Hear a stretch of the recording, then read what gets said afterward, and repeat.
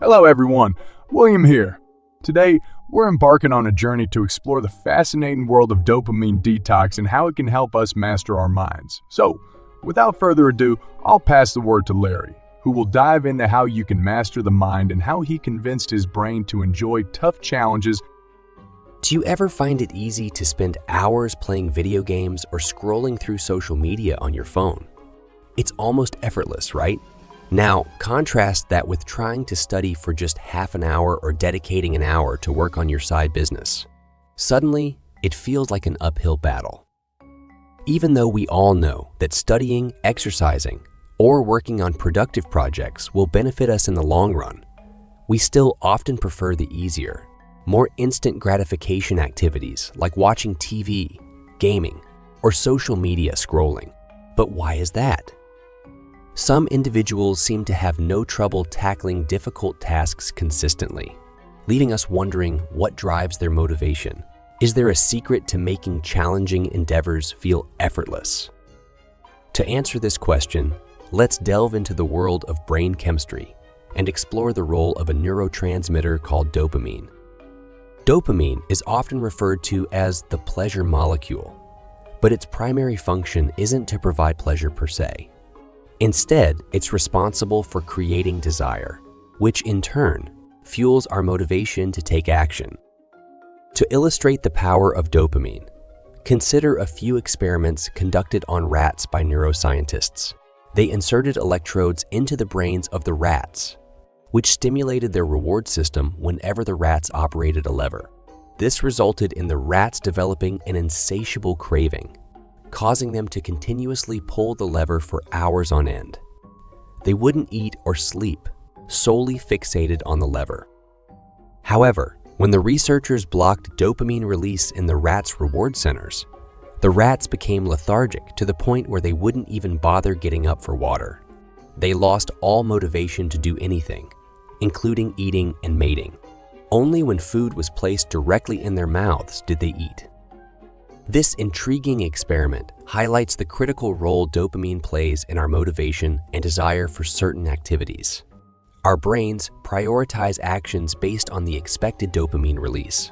If an activity doesn't offer much dopamine, our motivation dwindles. But if it promises a substantial dopamine reward, we're eager to repeat it. So, which behaviors trigger dopamine release? Any activity associated with the anticipation of a reward will do the trick. However, if an action offers no immediate reward, your brain won't release dopamine. Consider comfort eating as an example. Before indulging in your favorite comfort food, your brain releases dopamine because it anticipates the pleasurable feeling it'll bring, regardless of whether it actually makes you feel worse afterward. It's as if your brain doesn't care if high dopamine activities are harmful. It just craves more of them. A classic example is seen in drug addiction. Addicts know their actions are detrimental, but they can't resist because cocaine and heroin release excessive amounts of dopamine, intensifying their cravings. It's essential to recognize that nearly every activity we engage in releases some amount of dopamine, even something as mundane as drinking water when we're thirsty. However, the most significant dopamine release occurs when we receive a reward unexpectedly. An example of this is playing a slot machine in a casino. Even if you've been losing money, there's always that expectation of a bigger reward, although you're unsure when it might happen. In today's digital age, we unwittingly inundate our brains with exceptionally high levels of dopamine on a daily basis. Examples of high dopamine activities include scrolling through social media, playing video games, and even consuming internet content. We anticipate some form of reward with each of these behaviors, which is why we're constantly checking our phones, expecting text messages or notifications. We've started resembling those rats pulling a lever, chasing that next dopamine hit. You might be thinking, so what? How does this harm us? Well, it does. Our bodies maintain internal balance through a biological system called homeostasis, which ensures that our physical and chemical conditions remain stable. For instance, when it's cold outside, our body temperature drops, and we shiver to generate heat. Conversely, In hot weather, our body temperature rises, and we sweat to cool down. The body aims to maintain an ideal temperature around 37 degrees Celsius or 98 degrees Fahrenheit. Homeostasis also manifests as tolerance. Someone who seldom drinks alcohol will get drunk quickly, while a regular drinker needs more to feel the effects because their body has developed tolerance. Similarly, with dopamine, your body adjusts to high levels, down-regulating dopamine receptors, creating dopamine tolerance. This becomes problematic because activities that don't provide as much dopamine become uninteresting and less motivating. They feel dull compared to the high dopamine activities like gaming or browsing the internet. This is why people often prefer the instant gratification of video games or internet browsing over studying or working on their business. These activities release abundant dopamine, making us feel good and comfortable, whereas things like diligent work or reading release it in smaller amounts. This phenomenon is also a major challenge for those trying to break free from addiction, whether it's drugs, video games, social media, or pornography. Their high dopamine tolerance makes it difficult to derive pleasure from low dopamine activities. So, is there a way to prevent this?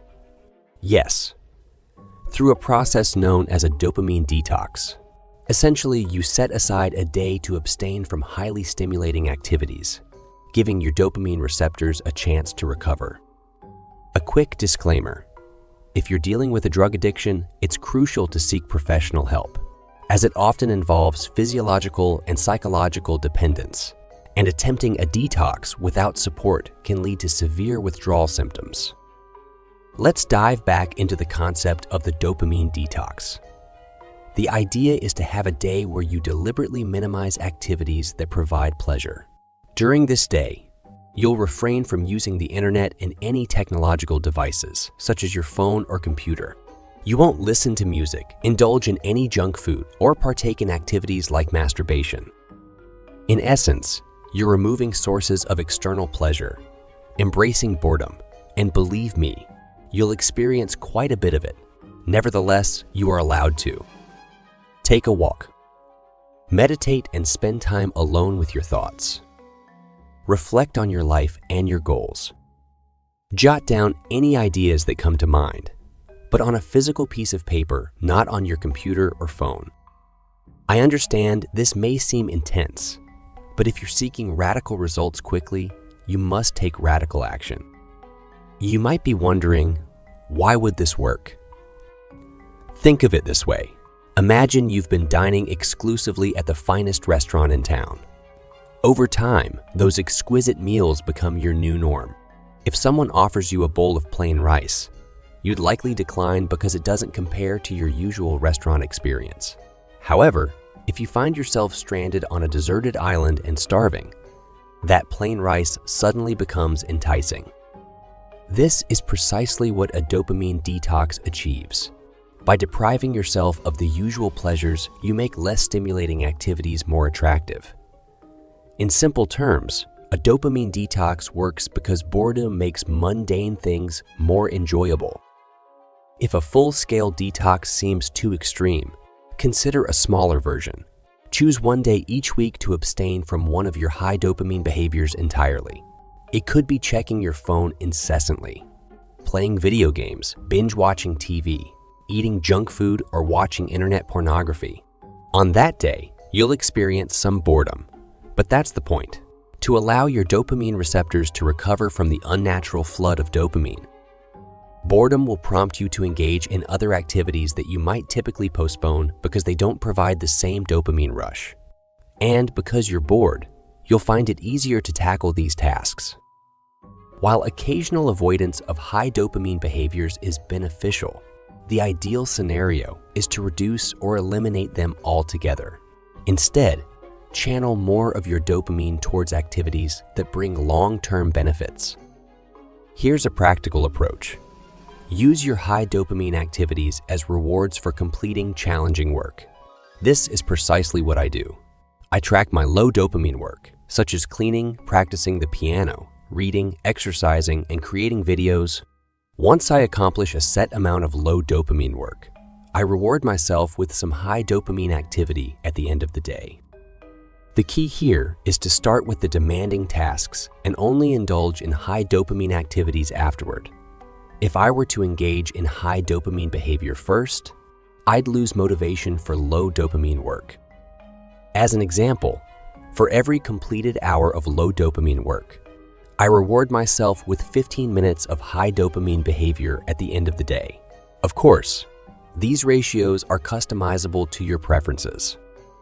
It's important to note that if you're addicted to something harmful to your health, don't use that behavior as a reward. Find a different, less damaging reward that you still find worthwhile. As for my guilty pleasure, it's the internet. I can easily get lost there for hours without doing anything else, which is why I've established this system to regain control over my habits.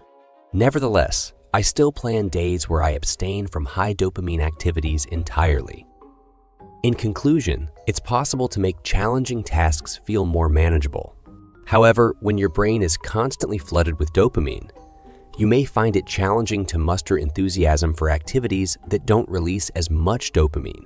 That's why it's worth considering reducing your phone and computer usage, along with other high dopamine activities.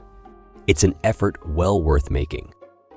We all have a degree of dopamine addiction, and that's not necessarily a bad thing, as dopamine motivates us to achieve our goals and self-improve. The key is deciding where you'll source your dopamine, from activities that don't benefit you or from working toward your long-term objectives. If you found this video helpful, we'd appreciate it if you gently tapped the like button and subscribed.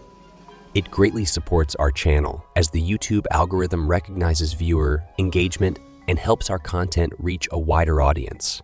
This way, more people can embark on their journey to self-improvement. Thank you for watching.